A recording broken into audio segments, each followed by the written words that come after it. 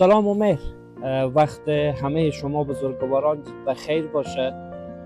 امیدوارم که همگی شما صحتمند باشین. سالار هستم، مدرس دوره سواد زندگی.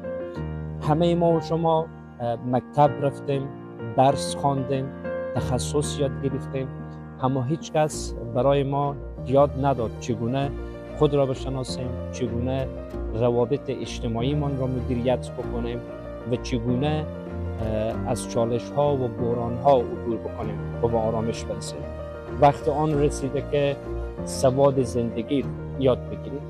سواد زندگی دوره آموزشی 6 ماه الی 1 سال برای اولین بار در سال 2020 توسط بنیاد جوانان در افغانستان اساس گذاری شد و به صورت حضوری و آنلاین دانشجویان زیادی از این دوره فارغ شدند. اکنون دور جدید سواد زندگی در بنیاد جوانان به صورت آنلاین و کاملا رایگان شروع شده و میتونین که به این دوره ثبت نام بکنید.